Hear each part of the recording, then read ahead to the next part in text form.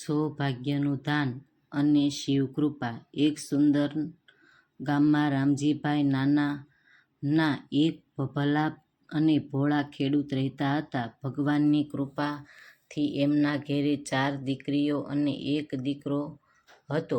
રામજીભાઈએ પેટે પાટા બાંધીને મહેનત કરીને બધી દીકરીઓને મોટી કરી અને જ્યારે લગ્નનો સમય આવ્યો ત્યારે 3 મોટી દીકરીઓ જમના, સરસ્વતી અને ગંગાના નસીબ બહુ જ સારા હતા.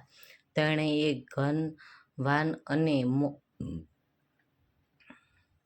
ધનવાન અને મોભાદાર કુટુંબમાં પરણવાની અને જ્યાં દૂધની નદીઓ વહેતી હતી. પરંતુ સૌથી નાની દીકરી રાધાના ભાગ્યમાં ગરીબ લખેલી હતી. એના લગ્ન સાવ ગરીબ ઘરમાં માધવ સાથે થયા, જ્યાં માંડ પેટ પૂરું થાય એટલું જ મળતું, બીજું કાંઈ નથી. સમય વીત્યો અને એક દિવસ રામજીભાઈના દીકરા ગોપાલના ઘરે મોટો પ્રસંગ આવ્યો. ગોપાલે પોતાના ઘરે શંકર ભગવાનના ભજન અને શિવ કથાનું મોટું આયોજન કર્યું અને બધા સગાવ્હાલાને તેડાવ્યા.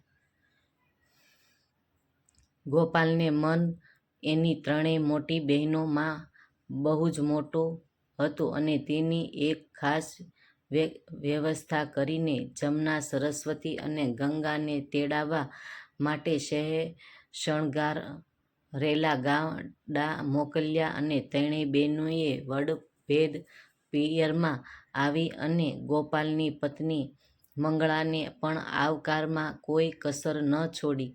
લાડુ, મોહનથાળ અને ભજીયા જેવા ઊંચા ભોજન તૈયાર થયા, પણ આ બધામાં નાની બહેન રાધાને કોઈએ યાદ ન કરી. ભાઈ ગોપાલે મનમાં વિચાર્યું કે એ તો ગરીબ છે, અહીં આવશે તો એનું માન નહીં જળવાય અને સંકોચ થશે અને વળી એને તેડાવવા ગાડી મોકલવાનો ખર્ચ કોણ કરે છે, એટલે એને ન તેડાવી. અને રાધાને આ વાત ખબર પડી ત્યારે એનું હૈયું ભરાઈ આવ્યું ને મારા ભાઈ આટલો મોટો ધર્મનો પ્રસંગ રાખે અને મને યાદ ન કરે.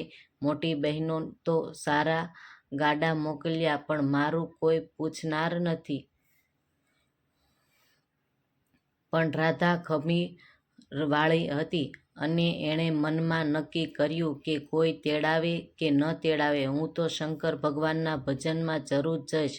તે સમયે પાડોશીમાં રહેતા શાંતાબેને રાધાનો ઉદાસ ચહેરો જોઈ અને એને આશ્ચર્ય આવ્યું કે શાંતાબેન, એ તો હૂંફ આપી અને 500 તથા એક સાફ સુથરી સાડી આપીને કહ્યું કે ભગવાનને તારા સાદા કપડાં સાથે કોઈ લેવા દેવા નથી, તું જઈ આવ. અને રાધા પાસે મીઠાના ડબ્બા લેવાના પૈસા નહોતા, એટલે ઘરમાં પડેલી થોડી જુવારની ધાણીને તાવડીમાં શેકી થોડી ખાંડ ભેળવીને એક નાના પોટલીમાં સાદો પ્રસાદ લીધો અને પગવાળા જ ભાઈના ઘર તરફ ચાલી નીકળી.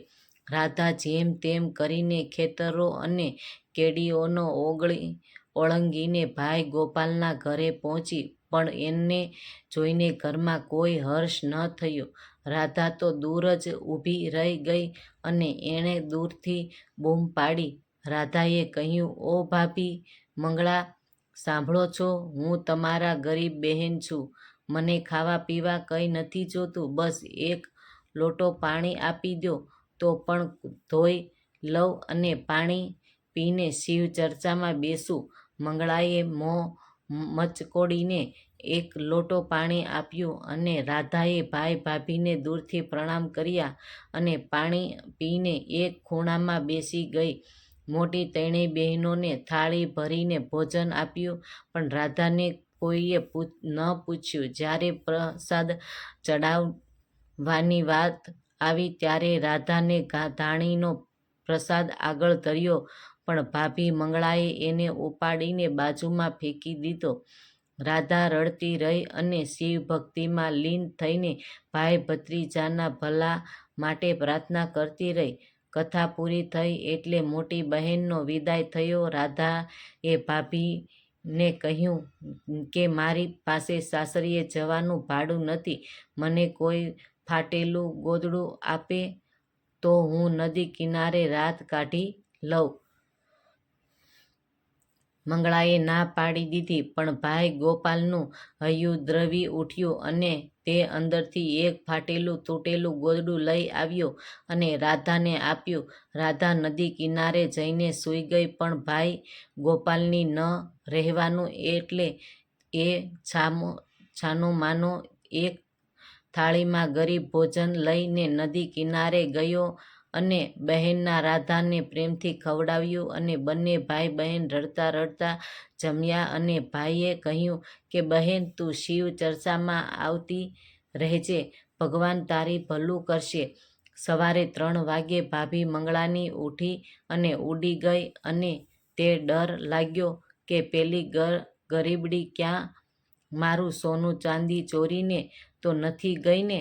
એ નદી કિનારે જોવા આવી તો રાધા ત્યાં જ સૂતી હતી. મંગળાને વિચાર્યું કે લોકો શું કહે છે, લાવ આને કંઈ આપી દઉં.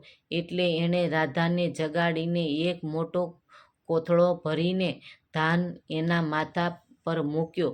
રાધા અનાજનો ભાર લઈને જતી હતી ત્યાં સામે એના પતિ માધવ મળ્યા અને ગુસ્સે થઈને એ ધાન પાછું આપવાનું કહ્યું. પણ રાધાને સમજાવ્યું કે ભાભીએ જે આપ્યું એ ઘણું છે. ઘરે આવીને રાધાએ એ ધાનને ખાડવા માટે ગણી લીધી અને ભાભીએ તૈયાર કરેલી ભક્તિભાવથી ગીત ગાવા લાગી. જેમ જેમ એ ધાન ખાંડતી ગઈ તેમ તેમ ચમત્કાર થતો અને એ કોથળામાંથી અનાજ ખૂટતું જ નહોતું.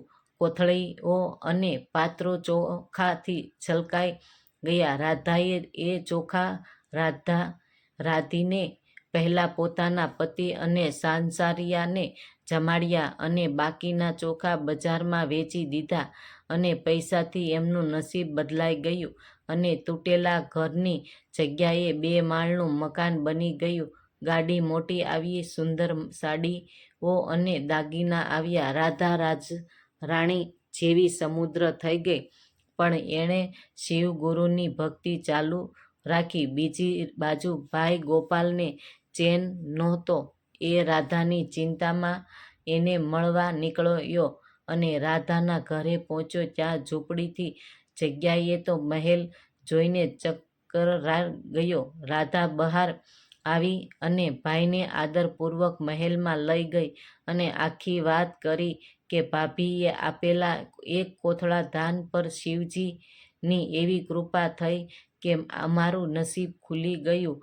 ભાઈની આંખોમાં હર્ષ આંસુ આવી ગયા અને એ ઘરે પાછો ફર્યો. અને જ્યારે મંગળાને આ વાતની ખબર પડી ત્યારે મંગળાનો અહંકાર તૂટી ગયો અને એ પણ લાચારમાં આવીને શિવ ચર્ચામાં જઈને હાથ જોડીને કહેવા લાગી કે ભગવાન, મારા નણંદને જેવું ધાન આપ્યું એવું જ મને પણ આપો. ત્યારે ભગવાને એને ભાસ કરાવ્યો કે તારી નણંદની શ્રદ્ધા મોટી હતી. લાલચીને ભગવાન ન આપે. માટે ગરીબને ક્યારેય તુચ્છ ન સમજવો જોઈએ.